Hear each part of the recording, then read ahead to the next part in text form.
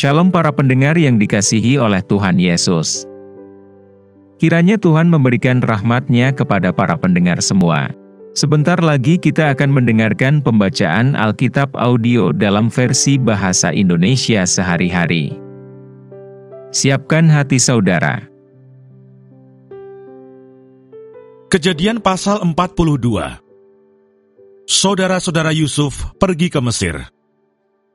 Setelah Yakub mendapat kabar bahwa ada gandum di Mesir, berkatalah ia kepada anak-anaknya, "Mengapa kamu berpandang-pandangan saja?" Lagi katanya, "Telah kudengar bahwa ada gandum di Mesir.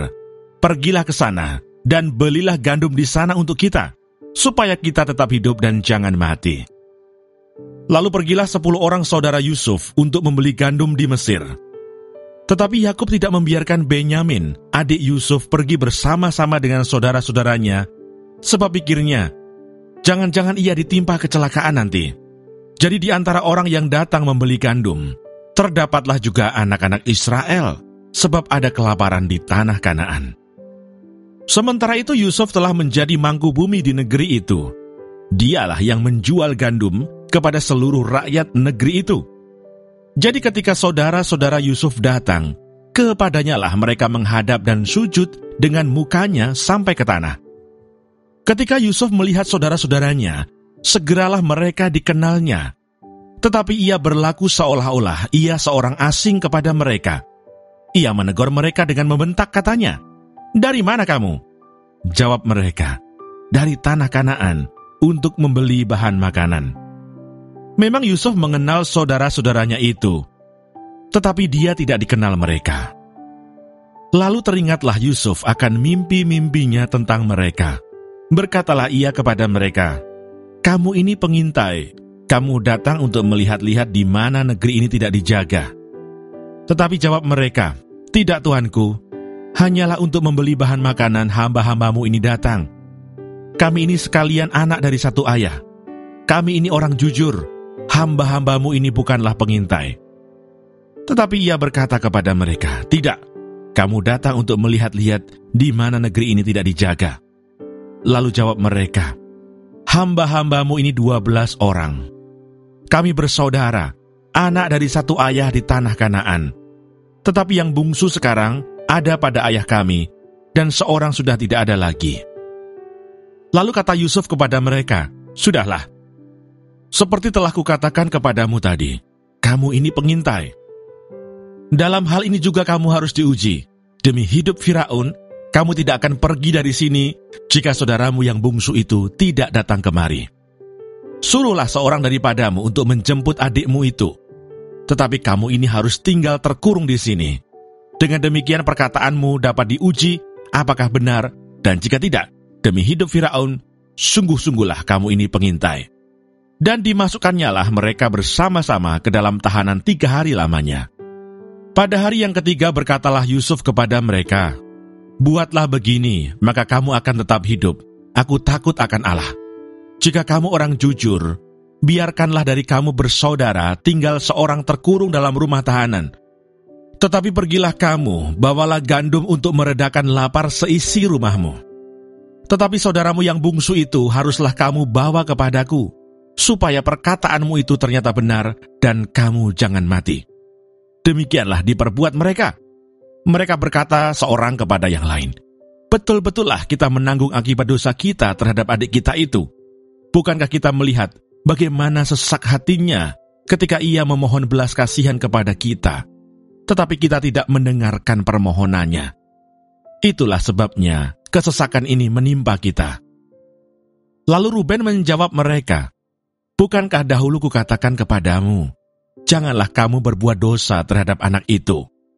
Tetapi kamu tidak mendengarkan perkataanku. Sekarang darahnya dituntut daripada kita." Tetapi mereka tidak tahu bahwa Yusuf mengerti perkataan mereka, sebab mereka memakai seorang juru bahasa. Maka Yusuf mengundurkan diri dari mereka lalu menangis. Kemudian ia kembali kepada mereka dan berkata-kata dengan mereka. Ia mengambil Simeon dari antara mereka, lalu disuruh belenggu di depan mata mereka.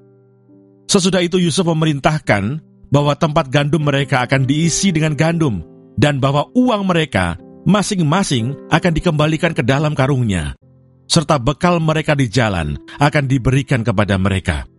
Demikianlah dilakukan orang kepada mereka itu. Sesudah itu mereka pun memuat gandum itu ke atas keledai mereka, lalu berangkat dari situ. Ketika seorang membuka karungnya untuk memberi makan keledainya di tempat bermalam, dilihatnyalah uangnya ada di dalam mulut karungnya.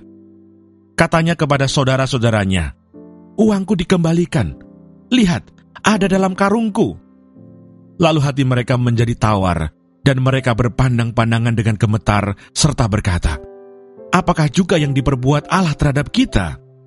Ketika mereka sampai kepada Yakub, ayah mereka di tanah Kanaan, mereka menceritakan segala sesuatu yang dialaminya. Katanya, "Orang itu, yakni yang menjadi tuan atas negeri itu, telah menegur kami dengan membentak dan memperlakukan kami sebagai pengintai negeri itu. Tetapi kata kami kepadanya, 'Kami orang jujur, kami bukan pengintai. Kami 12 orang bersaudara. Anak-anak ayah kami, seorang sudah tidak ada lagi, dan yang bungsu ada sekarang pada ayah kami di tanah Kanaan.' Lalu kata orang itu, yakni yang menjadi tuan atas negeri itu, kepada kami, 'Dari hal ini aku akan tahu apakah kamu orang jujur. Dari kamu bersaudara, haruslah kamu tinggalkan seorang padaku. Kemudian bawalah gandum untuk meredakan lapar seisi rumahmu, dan pergilah. Lalu bawalah kepadaku saudaramu yang bungsu itu, maka aku akan tahu bahwa kamu bukan pengintai, tetapi orang jujur. Dan aku akan mengembalikan saudaramu itu kepadamu, dan bolehlah kamu menjalani negeri ini dengan bebas.' Ketika mereka mengosongkan karungnya, tampaklah ada pundi-pundi uang masing-masing dalam karungnya. Dan ketika mereka beserta ayah mereka melihat pundi-pundi uang itu, ketakutanlah mereka. Dan Yakub ayah mereka berkata kepadanya, 'Kamu membuat aku kehilangan anak-anakku. Yusuf tidak ada lagi, dan Simeon tidak ada lagi. Sekarang Benyamin pun hendak kamu bawa juga. Aku inilah yang menanggung segala-galanya itu.' Lalu berkatalah Ruben kepada ayahnya, 'Kedua anakku laki-laki, boleh engkau bunuh, jika ia tidak kubawa kepadamu. Serahkanlah dia ke dalam tanganku, maka dia akan kubawa kembali kepadamu.'